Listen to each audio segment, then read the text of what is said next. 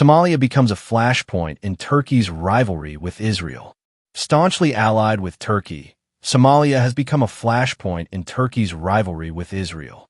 Ankara recently deployed fighter jets to Mogadishu in the latest signal that it is determined to protect its strategic interests in the Horn of Africa after Israel recognized the breakaway region of Somaliland.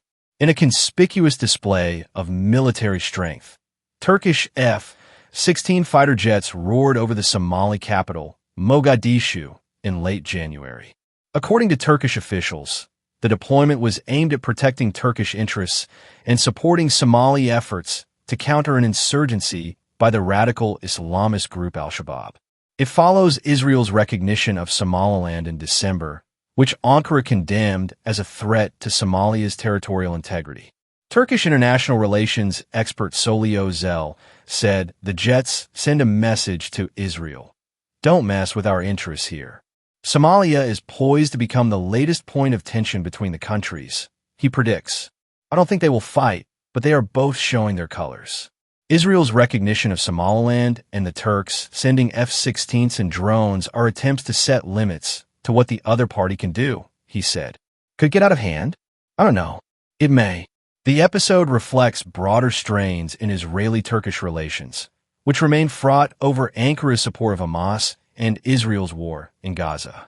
It's a new chapter in the competition between the two countries, which are now the dominant military powers in the Middle East, said Norman Rickliffs, CEO of geopolitical consultancy Namia Group.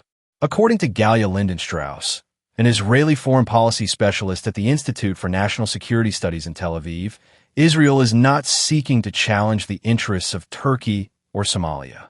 Instead, she argues Israel's recognition of Somaliland and its commitment to deepening cooperation are motivated by the breakaway's state strategic location facing Yemen, where Houthi rebels launched attacks against Israeli cities last year.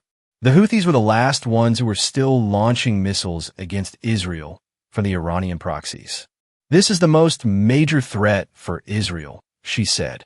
However, Lindenstrauss acknowledges that both sides increasingly view each other's actions with suspicion. What Israel sees as defense, Turkey sees as something against Ankara. Turkey's suspicions could grow if Israel deploys military hardware in Somaliland to counter threats from Yemen. A move an anonymous Israeli expert suggested is Israel's aim.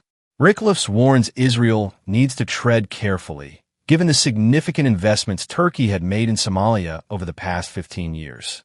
Turkey has its largest overseas military base and embassy in Somalia, while Ankara has signed agreements with Mogadishu to explore potential energy reserves, as well as a naval accord. Turkey is running the Mogadishu port, counterterrorism training, charities, NGOs, and all that kind of stuff. So it appears very important to Turkey's regional strategic ambitions, said Rickliffs.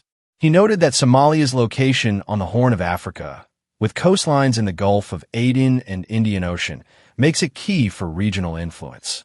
Lindenstrauss observed that the Turkish-Israeli rivalry over Somalia is further complicated by the emergence of two competing axes. On the one hand, you see Greece, Cyprus, Israel, the UAE. On the other hand, you see Turkey, Saudi Arabia, Pakistan, Egypt, and Qatar, she explained. They're loose axes, but you do see that on many issues, these two axes think differently. And that's also a cause of the rising tensions. Rickliffs noted that tensions have already spilled over into confrontation elsewhere. We've already seen the pretty strong competition leading to violence in Libya between blocs aligned with the Emirates and, on the other side, blocs aligned with Turkey and Libya, he said. As for whether the same could happen in Somalia, Rickliffs said he doesn't believe the situation has yet reached that point.